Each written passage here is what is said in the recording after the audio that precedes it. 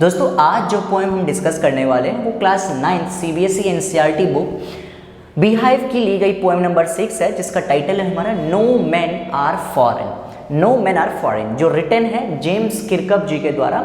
अब चलिए इस पोएम को हम एनालिसिस करते हैं और समझने की कोशिश करते हैं कि ये जो पोएम जेम्स किरकप जी ने लिखा है वो किस बात को लेके और किस बातों को इसमें जिक्र किया जा रहा है, वो हम आज डिस्कस करने वाले हैं। दोस्तों मैं आपको उससे पहले आज लेके चलूँ लाइन के तरफ, पहले मैं आपको बता दूं कि इसमें जो मेन थीम हमारा है, जो सारी लाइन जो पूरी पोएम है वो टोटली हमारा रिवॉल्व करेगा एक ही पॉइंट के ऊपर, और वो है ब्रदरहुड। क्या है वो? ब्रदरहुड। हिंदी में इसको बोले तो भाईचारा।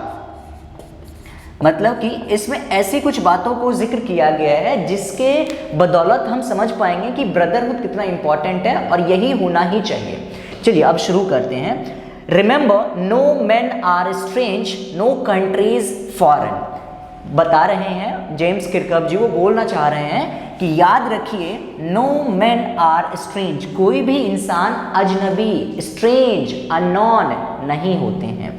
No countries foreign, no countries foreign, कोई भी देश जो है वो कभी विदेश नहीं होता है, यानी कि वो हमसे बहुत अलग नहीं है, हमारे साथ में ही है। बीनीथ ऑल यूनिफॉर्म्स, ये यूनिफॉर्म्स जो है दोस्तों वो हर किसी कंट्री के बॉर्डर पे तैनात उन सिपाहियों के लिए है, उन सोल्जर्स के लिए है जो यूनिफॉर्म जो पहने हुए हैं, उनकी यूनिफॉर्म की हम बात कर रहे हैं। तो बीनीथ ऑल यानी कि सभी देशों के बॉर्डर्स पे जो तैनात हैं फोर्सेस, उनके यूनिफॉर्म्स की हम बात करें तो उनके यूनिफॉर्म्स के अंदर, बीनीथ का मतलब होता है किसी चीज़ के अंदर, तो उनके यूनिफॉर्म्स के अंदर हर इंसान, हर उस आर्मी मैन के बीनीथ ऑफ दैट यूनिफॉर्म, उस यूनिफॉर्म के अंदर की बात अब बताया जा रही है। उनके यूनिफॉर्म्स के अंदर अ सिंगल बॉडी ब्रीथ्स, एक केवल बॉडी है जो जिंदा है, जो सांस लेती है। यानी कि बताने की कोशिश कर रहे हैं कि जो जिस तरीके से हमारी बॉडी है उसी तरीके से उनकी भी बॉडी है, हम किसी भी तरीके से बहुत ज़्यादा डिफरेंट नहीं हैं। लाइक आवर्स, अब ये लाइन यहाँ तक खत्म हो रही है दोस्तों, ये तीसरी लाइन दिख रही होगी, लेकिन कहीं ना कहीं इसकी मीनिंग यहाँ तक आती है। बीनीथ ऑल यूनिफॉर्म्स यानी कि उन सभी यूनिफॉर्म्स के अंदर एक सिंगल बॉडी है जो सांस लेती है। लाइक आवर्स, जिस तरीके से हमारी बॉडी सांस लेती है वैसे ही उनकी बॉडी भी सांस लेती है। आगे देखते हैं। The land our brothers walk upon is earth like this in which we all shall lie. अब यहाँ पे बताने की कोशिश की जा रही है कि जो हमारे भाई लोग यानी कि दूसरे देश में रह रहे लोग जो होते हैं, जिनको हम फॉरेनर्स बोल देते हैं, दूसरे कंट्री को हम विदेश बोल देते हैं, तो इस बात को वो नकारते हुए कहते हैं कि कोई भी देश हमारा फॉरेन होता ही नहीं है। ये देखिए यहाँ पे कोई भी देश हमारे लिए फॉरेन है ही नहीं। इस बात को समझिए जरा। द लैंड आवर ब्रदर्स, जिस धरती पे हमारे ब्रदर्स जो हमारे भाई लोग जो दूसरे कंट्रीज में हैं, वो वॉक अपॉन, जिस धरती पे वो चलते हैं, जिस धरती पे वो वॉक करते हैं, इज अर्थ, वो सेम अर्थ है, वो अर्थ ही है। अर्थ 2 या 3 नहीं है, जहां भी है एक ही है, राइट। यही अर्थ का पार्ट अमेरिका में है, यही अर्थ का पार्ट जापान में है, यही अर्थ का पार्ट चाइना में है, यानी कि एक ही अर्थ है, अर्थ कोई दूसरा नहीं है। तो अब ये बताने की कोशिश की जा रही है कि दूसरे देश में बैठे हमारे भाई लोग वो जो वॉक करते हैं वो सेम अर्थ पे वॉक करते हैं। Like this in which we all shall lie, जिसमें कि हम हमारी डेथ के बाद हम खुद को इसमें झोंक देंगे, हमारी बॉडी जो है धरती में समर्पित हो जाएगी, उसी के अंदर चली जाएगी। इन विच वी ऑल शैल लाई, यानी कि हम लोग उसी में लाई करेंगे after death. After death of every single individual they will lie under the grave, और उसी कब्र के अंदर वो समा जाएंगे। यानी कि हमारी जो बॉडी है अभी, ये हमारी बॉडी आफ्टर आवर डेथ ये कहाँ मिल जाएगी दोस्तों? उसी धरती के मिट्टी में। और वो धरती, वो जहाँ पे ये सारी चीज़ें हो रही है, वो सब का सब क्या है? वो सेम है, एक ही है, कोई दूसरा या तीसरा नहीं है। इसलिए बताने की कोशिश की जा रही है फर्स्ट स्टैंजा में। यहाँ तक फर्स्ट स्टैंजा हो गया ये। अब आगे हम सेकेंड स्टैंजा की बात करेंगे। इस फर्स्ट स्टैंजा में बताया गया है कि हम दूसरे देश में रह रहे भाई लोगों से बिल्कुल भी अलग नहीं है। नेक्स्ट देखिए जरा, यहाँ से है हमारा सेकेंड स्टैंजा। दे टू, ये दे कौन है दोस्तों? ये दे है दूसरे कंट्रीज में बैठे हुए वो भाई लोग जिनके यहाँ पे हम बात कर रहे थे। दे टू, वे लोग भी अवेयर हैं। अवेयर मतलब उन लोगों को भी इस चीज का आइडिया है। Aware of sun air and water, यानी कि वो लोग भी सेम चीज को जानते हैं जिस सन को हम, या जिस एयर को हम, या जिस वाटर को हम जानते हैं, या उनकी बॉडी भी क्या होती है, सन से, एयर से और वाटर से नॉरिश्ड होती है। उनका भी पालन पोषण उसी सन, उसी एयर, उसी वाटर से होता है। आर फेड बाय पीसफुल, और उनकी बॉडी जो है उनको उनकी नॉरिशमेंट, फेड का मतलब होता है नॉरिशमेंट के तौर पे, are by fed by peaceful harvest. Peaceful harvest का मतलब जो सुख शांति से जो हार्वेस्ट उनके यहाँ पे क्रॉप्स हो रहे हैं वो भी वहाँ पे वो इसी तरीके से संपन्न है। By wars long winter staff, लेकिन जब लंबी रातें वॉर के दौरान जब के क्रॉप्स खत्म हो जाएंगे, या फिर वॉर के दौरान की जो बातें की जा रही है दोस्तों, ये अभी वो भूखे मर जाएंगे, वो भी इसी तरीके से जिस तरीके से हमारे यहाँ पे ऐसा होता है। Their hands are ours and in their lines we read a labour not different from our own, यानी कि उनके हाथों में भी सेम उसी तरीके की लकीरें हैं जिस तरीके की लकीरें हमारे हाथों में हैं। और अगर हम जब रीड करने की कोशिश करते, जब उनके हाथों की लकीरों को हम रीड करने की कोशिश करते हैं, तो यानी कि एक तनिक सा भी डिफरेंस, एक भी किसी भी तरीके की हार्ड वर्क का डिफरेंस नहीं आता है, एक भी किसी तरीके के काम का डिफरेंस नहीं आता है। A labour not different from our own, यानी कि हमारे हाथों की लकीरों से, मेहनत की लकीरों से कुछ भी किसी भी तरीके से अलग नहीं है दोस्तों, राइट। ये बताने की यहाँ पे कोशिश करें, यानी कि हर तरीके से हम लोग क्या है, एक है, हम लोग क्या है, एक है, हम लोग किसी भी तरीके से अलग बिल्कुल नहीं है। ये थी हमारी सेकेंड स्टैंजा। थर्ड स्टैंजा देखते हैं। Remember they have eyes like ours that we wake or sleep, याद रखिए कि उनके पास भी आंखें हैं, उनके पास भी आंखें हैं जिस तरीके से हमारे पास है, हमारे जैसी उनकी दो आंखें हैं। दैट वी वेक, और जिनको हम यूज करते हैं अपने आंखों को जागने के लिए और सोने के लिए। And strength that can be one by love, और वही ताकत है जो हमारे अंदर है और जिस ताकत को हम प्यार के बदौलत जीता जा सकता है, उस प्यार के बदौलत उस ताकत को हराया जा सकता है, उस पर जीत हासिल की जा सकती है। तो वैसे ही स्ट्रेंथ उन लोगों के पास भी है, डिफरेंस कुछ नहीं है। जिस तरीके से हमारी स्ट्रेंथ को लव के द्वारा जीता जा सकता है, प्यार से जीता जा सकता है, ऐसे ही उनके पास जो स्ट्रेंथ है उनको भी लव से जीता जा सकता है।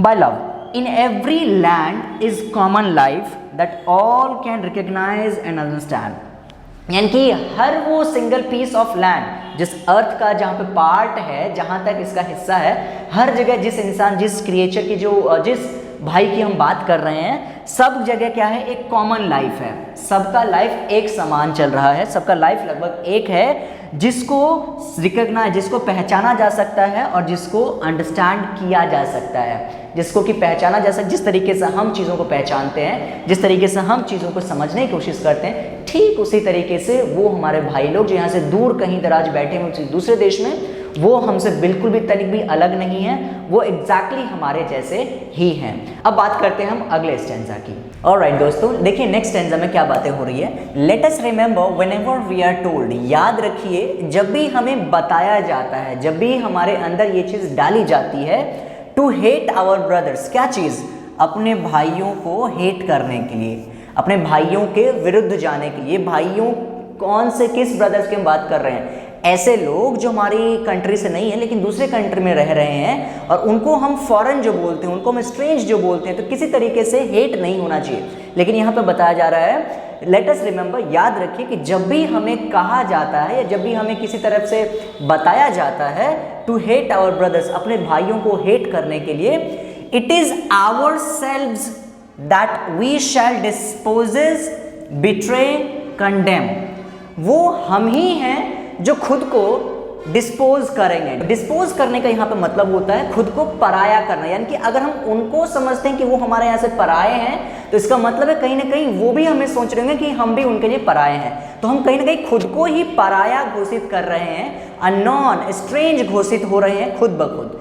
तो खुद को हम डिस्पोज करेंगे, खुद से ही चीट करेंगे। बिट्रे का मतलब होता है धोखा देना, और कंडेम का मतलब होता है क्रिटिसाइज करना, किसी के बारे में भला बुरा बोलना, भला बुरा सोचना। तो कहीं ना कहीं अगर हम किसी अपने दूसरे भाइयों के लिए हम हेट जनरेट करते हैं अपने दिल में, तो कहीं ना कहीं वो सारी बातें हमारे ऊपर भी रिफ्लेक्ट होके आती हैं। अब बताया जा रहा है, रिमेंबर, याद रखिए, वी, हम लोग, जो आर्म्स लेते हैं, we who take arms against each other. यहाँ पे आर्म्स का मतलब है वेपन से, हथियारों से, गोले बारूदों से, बंदूकों से, इस तरीके की बातों को। रिमेंबर, याद रखिए, जब हम कभी किसी दूसरे के सामने या दूसरों के खिलाफ हथियार उठा लेते हैं, खुद दूसरों को मारने पे तुल जाते हैं, उस वक्त की बात बताई जा रही है, it is human earth that we defile. वो हमारा ह्यूमन अर्थ ही है, वो कोई एक इंडिविजुअल के लिए अर्थ को खराब नहीं किया जा रहा है। यहाँ पे अगर आर्म्स, आप सोच रहे होंगे आर्म्स यानी कि हथियार उठा लेने से अर्थ को कैसे रिलेट किया गया, यही बहुत इंपॉर्टेंट है, समझिए। यहाँ पे आर्म्स को यानी कि जब हथियार चलाया जाता है तो उसमें जो गोले बारूदों में जो चिंगारी या जो उनकी प्रदूषण करने के लिए जो केमिकल्स या उनसे जो हानि होती है एनवायरनमेंट को, वो कहीं ना कहीं हम अपने ही अर्थ को खराब कर रहे होते हैं। तो ये चीज़ समझिए आप यहाँ पे, वी हु टेक आर्म्स, हम जो किसी सामने वाले के लिए आर्म्स हथियार उठा लें, इससे हमारी अर्थ यानी कि खुद की ह्यूमन अर्थ ही वो खराब होती है। डिफाइल का मतलब होता है पॉल्यूट होना, यानी कि जब कभी हम दूसरे सामने वालों के लिए हथियार उठा लें, उसको मारने पे तुल जाएं, तो कहीं ना कहीं हम अपने अर्थ को ही गंदा करते हैं, हम अपने अर्थ को ही गंदा करते हैं। अब ये अर्थ जो गंदा हो रहा है वो किसी एक इंडिविजुअल के लिए गंदा नहीं हो रहा है दोस्तों, सब के लिए, इसलिए यहाँ पे ह्यूमन अर्थ बोला गया है। यहाँ पे हम मैन या वुमेन अर्थ हम बोल सकते थे, लेकिन ह्यूमन अर्थ बोलने का मतलब है कि सभी ह्यूमन के लिए, सभी मानव, पूरी मानव जाति के लिए ये अर्थ हमारा डिफाइल हो जाता है, जो हम खुद डिफाइल करते हैं। डिफाइल का मतलब टू मेक डर्टी, गंदा करना, प्रदूषित करना। इस लाइन तक ही हमारा ये स्टैंजा था, लेकिन कहीं ना कहीं इसकी मीनिंग हमें इसकी लाइन को पढ़ने के बाद मिलती है, तो इसलिए मैंने इसको रिलेट कर दिया है। अब यहाँ से इन 3 लाइन को देखिए जरा। Our hells of fire and dust outrage the innocence, यानी कि हमारी हेल्स ऑफ फायर क्या होती है, जो गोले बारूदों से हम खेलते हैं दूसरों के, दुश्मनों को जान से हाथ धुलवाने के लिए, यानी कि उनको मौत के हवाले करने के लिए, दूसरों को हानि क्षति पहुंचाने के लिए, उसी फायर की बात की जा रही है, उसी गोले आग बारूद की बात की जा रही है। और डस्ट यानी कि उससे निकली हुई डस्ट की बात कर रहे हैं। आउटरेज द इनोसेंस, तो आउटरेज का मतलब होता है डिस्ट्रॉय करना, यानी कि नष्ट करना। तो वो कहीं ना कहीं आउटरेज कर देता है किसको, वो नष्ट कर देता है किसको, वो नष्ट कर देता है द इनोसेंस ऑफ एयर, यानी कि हेल्स ऑफ फायर से, जो फायर गोले बारूदों से लगाई जा रही है और डस्ट जो जनरेट हो रहा है, वो कहीं ना कहीं बड़ी मासूमियत से इन हवाओं को खराब कर देती हैं। दैट इज, और किन हवाओं को, जो कि that is everywhere our own, जो कि सब जगह हमारा खुद का ही है। सब जगह जो एयर है, जो एनवायरनमेंट है, वो पूरा अगर खराब हो रहा है तो हमें भी इफेक्ट करेगा दोस्तों। इसलिए एक इंडिविजुअल की नहीं, पूरे मानव जाति की हम बात कर रहे हैं कि अगर आप ऐसा करते हैं तो आप खुद को ही क्षति, खुद को ही हानि पहुंचाते हैं। लास्ट लाइन, यहाँ तक की बातें क्लियर हो गई। अब फिर से इस बात को एड्रेस कर रहे हैं हमारे पोएट जेम्स किरकप। ये बता रहे हैं कि रिमेंबर, याद रखिए, नो मैन आर फॉरेन, कोई भी लोग विदेशी नहीं है, कोई भी लोग स्ट्रेंज नहीं है हमारे यहाँ से। नो कंट्री इज स्ट्रेंज, यानी कि कोई भी लोग विदेशी नहीं रहे, सब हमारे देश के ही हैं, सब हमारे अपने हैं, सब हमारे अपने ब्रदर्स हैं। और नो कंट्रीज स्ट्रेंज, यानी कि कोई भी देश, कोई भी जगह हमारे लिए स्ट्रेंज नहीं है दोस्तों। स्ट्रेंज का मतलब यानी कि अजनबी या हमसे अलग नहीं है। आई होप कि इस पोएम का जो निचोड़ है वो आपको समझ में आ चुका होगा।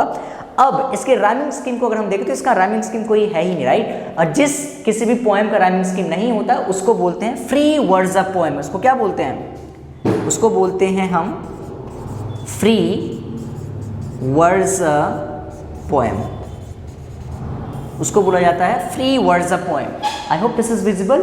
फ्री वर्ड्स ऑफ पोएम बोलते हैं इनको, जिनकी कोई एक प्रॉपर राइमिंग स्कीम नहीं हो। तो चलिए दोस्तों, अब मिलते हैं आपसे अगले नेक्स्ट पोएम में। तब तक के लिए बाय बाय, टेक केयर। आपको कोई और पोएम की वीडियो अगर चाहिए तो प्लीज़ कमेंट करके बताइए, मैं ऐसे ही एक्सप्लेन कर दिया करूँगा। Thank you so much for watching till the end. Bye bye, take care.